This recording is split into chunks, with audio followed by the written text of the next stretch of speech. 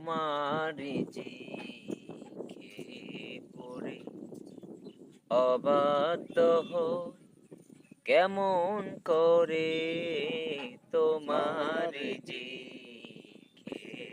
পড়ে অবাধ্য হই কেমন করে খুঁজে না পাই কোনো ভাষা খুঁজে না পাই কোনো ভাষা